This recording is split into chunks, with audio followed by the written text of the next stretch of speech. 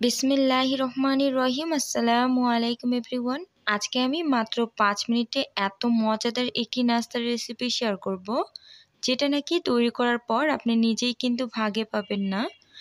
এতটা বেশি মজার যে চুলা থেকে নামানো মাত্রই কিন্তু ফুরিয়ে যাবে। নাস্তাটা তৈরি করা একদমই সহজ আর খেতে অনেক অনেক বেশি টেস্টি।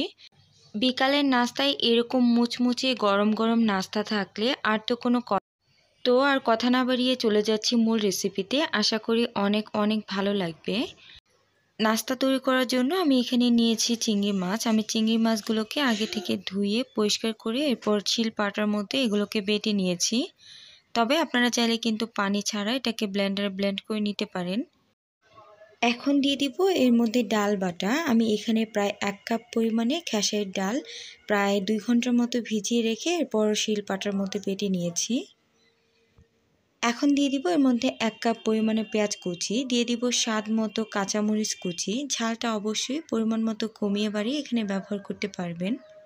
1 টেবিল চামচ পরিমাণে রসুন কুচি, 2 থেকে 3 টেবিল চামচ পরিমাণে ধনিয়া পাতা কুচি, হাফ টেবিল স্পুন পরিমাণে আদা বাটা, 1/4 টেবিল স্পুন পরিমাণে হলুদের গুঁড়া, 1 টেবিল চামচ পরিমাণে ধনিয়া গুঁড়া, সামান্য পরিমাণে লাল মরিচের গুঁড়া, হাফ টেবিল স্পুন ভাজা জিরার গুঁড়া, স্বাদমতো লবণ।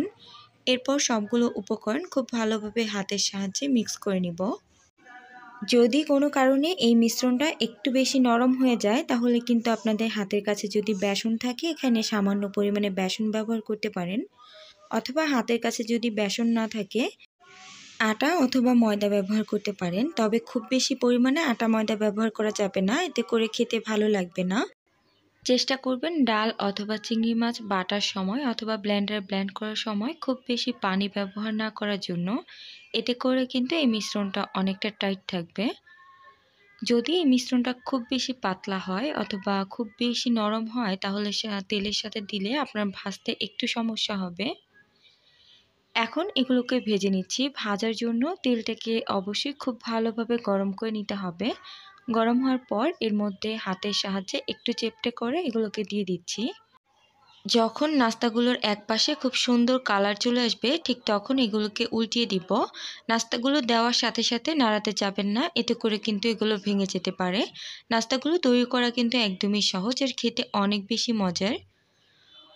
আমি নাস্তাগুলো 2 পাশ থেকেই কিন্তু খুব সুন্দর কালার আসা পর্যন্ত ভেজে নিয়েছি। এখন এক্সট্রা তেল ঝরিয়ে এগুলোকে উঠিয়ে নিব। নাস্তাগুলো কিন্তু অনেক বেশি ক্রিস্পি হয়েছে আর অনেক বেশি টেস্টি হয়েছে। আপনারা যারা এই নাস্তাগুলো এভাবে ট্রাই করেছেন তারা তো জানেন এই নাস্তাগুলো খেতে কতটা বেশি মজার হয়ে থাকে। আর যারা এখনও পর্যন্ত এই নাস্তাগুলো ট্রাই করেননি তারা কিন্তু অবশ্যই একবার হলেও এভাবে ট্রাই করবেন। তো এরকমই সহজ এবং মজার মজার রেসিপি দেখতে চাইলে এখনই চ্যানেলটিকে সাবস্ক্রাইব করুন আর অবশ্যই পাশে থাকা বেল আইকনে ক্লিক করুন। এতে করে আমি যখনই ভিডিও আপলোড করব সাথে সাথে আপনার ফোনে নোটিফিকেশন চলে যাবে। ভিডিও ভালো লাগলে অবশ্যই একটি লাইক করবেন। তো আজকে এই পর্যায়ে বিদায় নিচ্ছি। আল্লাহ হাফিজ।